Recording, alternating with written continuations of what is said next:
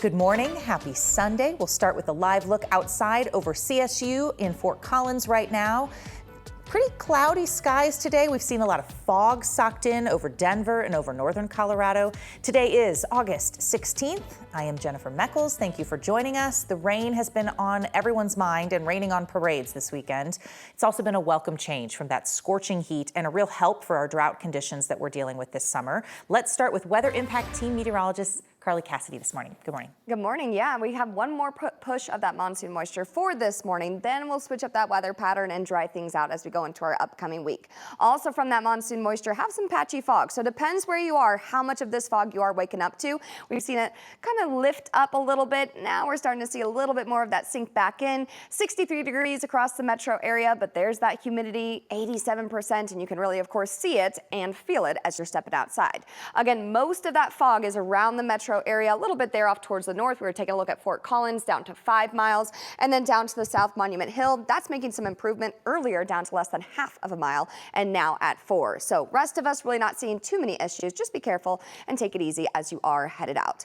Otherwise, no activity out there for this morning, but this afternoon, one more round of it, just like yesterday, the day before that. We still have those same impacts as far as the hail, the gusty winds, and then that flooding rain leading to any of that street flooding and localized flooding. So have to be careful of that. But we'll time things out, talk about the rest of your weekend and that drying pattern in my full forecast. All right, Carly, thank you. Denver police are investigating after 4 people were shot near a nightclub in the southwest end of the city this weekend. It happened just after midnight Saturday morning when a fight broke out between a large group near Volt nightclub on South Sheridan. Security video that 9 News got from the nearby Super 99 store shows the commotion unfolding in the grocery store parking lot. Investigators say a security guard tried to step in before somebody in the crowd fired, and the guard fired back. It's not clear if anyone else or how many other people may have joined in. The guard got shot in the foot. 3 other people who got shot went to the hospital on their own. Police believe everyone will survive. Police in North Glen are looking for a man they say is connected to a deadly stabbing. That happened last night. North Glen police say the victim has died. Police believe that 48-year-old Alexi Muniba Rodriguez is armed and dangerous. They say Lincoln County deputies tried to stop a car associated with this investigation, but the driver sped off, led them on a chase, crashed the car, then took off on foot. They believe Alexi is the driver. If you see him, do not approach him. Please call 911 immediately.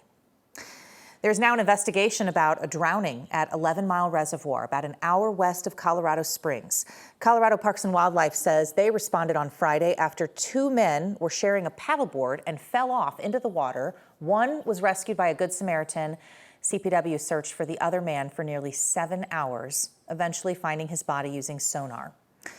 At least 1 life jacket was nearby, but nobody was using it. CPW is still investigating, but says they believe alcohol and the weather may have been factors in this. And yesterday's stormy weather also made for dangerous conditions out on the water here in the metro. Officials were called out to Chatfield Reservoir for 2 separate water rescues at the very same time. South Metro says one incident involved 3 adults and a dog who were all rescued. The other involved an adult paddleboarder who was missing for a while, but then later located safely on shore. This is a good reminder about how fast those storms can move into those lakes and knock people off paddleboards. Also a good reminder to check the forecast before you head out on the water or on a hike. The company behind the Icon Pass and a number of popular ski resorts is now cutting jobs. According to our partners at the Denver Business Journal, Alterra Mountain Company announced layoffs, just not how many people will be affected. Those layoffs will impact people in Denver, resorts across the state, even remote employees.